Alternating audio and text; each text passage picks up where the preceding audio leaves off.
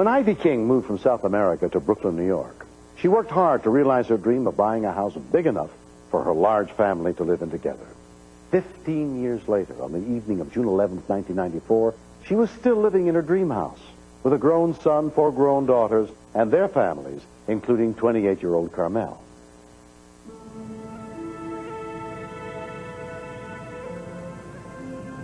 This has been my home for years. You get attached. It's a part of you.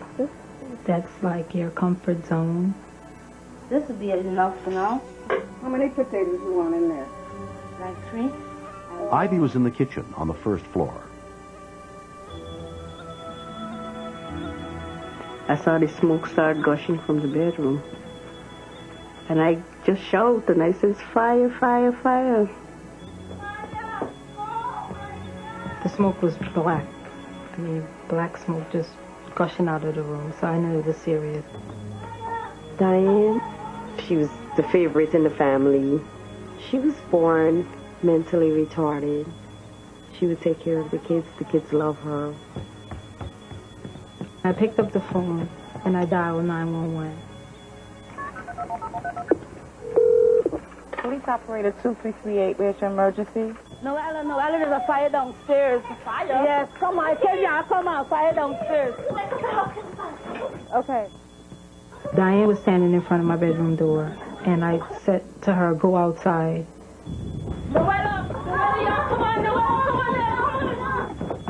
Between the time we realized the fire started and by the time we got out of the house, the whole house was just on fire. 16-year-old Noella is one of the oldest of Ivy's grandchildren. I thought everybody was outside. But then we started looking around. That's when we realized that Diane was missing. She wasn't outside, so she had to be in the house. And I thought, oh my God, she's gonna die, because at that point the fire had consumed the whole house. I felt guilty. I felt that I should have made sure that she came out of the house. Within 4 minutes of the call, the first New York City fire units arrived, including 11-year veteran Richard Palmer. A woman let us know that somebody was in back, trapped in the parlor floor. I didn't have many options as to how to get to the building. I had to go through another building to get there. 3-5 Victor, I have a major bond for you.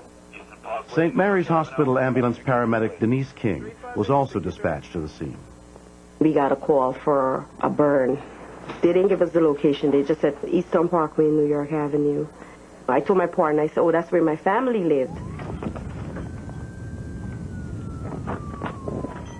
There was a side door. I had to force it with the Halligan tool.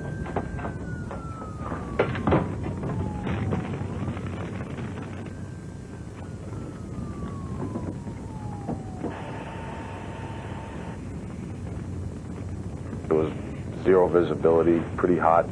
Most of the parlor floor was involved in fire.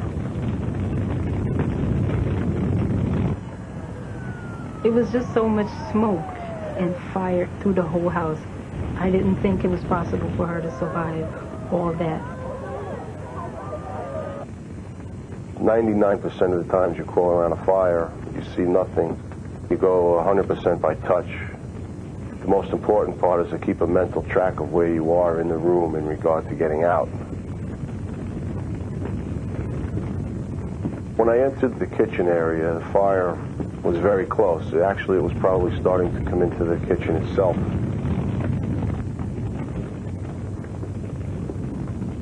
I started going towards the rear, towards where the window I had broken, and probably 10 or 12 feet back, I found Miss King.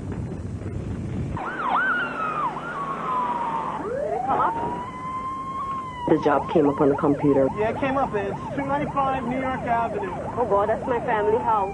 And I said, that's my mom's house. I got very nervous at that point.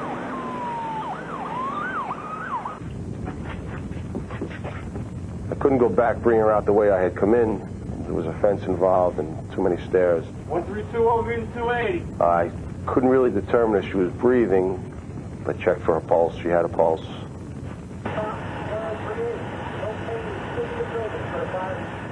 fire had pretty much been knocked down by the engine. Bring her right out to the front. We took her up and back out through the fire building. Got it, Dennis, got him. It didn't even appear as though she was breathing, so I just knew she was dead. New York City police officer Marty Polino was also on the scene. His mother was hysterical crying. We were like trying to hold everybody back, trying to make room for EMS to respond. Denise's partner, paramedic MD David Colborn, had worked with her for 4 years. Denise is very cool, very collected. She's a very good paramedic. Very much so in control of herself, usually. I saw my sister on the sidewalk. Oh my God, I can't do this. Oh no. And I said, you know, Denise, we need you now. You know, your sister needs you. I remember saying, okay, and I wasn't nervous anymore. I was just handling the call like, you know, I would normally handle a call. It was still my sister, but this is my job. I'm going to do my job and do the best I can. Daddy's. I don't think I could have done it. She was very brave. Her respirations were suppressed. She was covered in soot. Her hair was burned. As we get her to the ambulance, her respiratory rate ceased. Was she breathing at all when you got there? She was very combative. We restrained her and we attempted intubation, but she pulled the tube out and we just continued to bag. It was very hard being calm, very hard. I was praying the whole time. Okay, we got a 29-year-old. Diane was taken to the trauma center at Kings County Hospital, where emergency physician Richard Sinnert took over her care. When she arrived, she was quite disoriented, but her vital signs were stable, and she was breathing at a normal rate.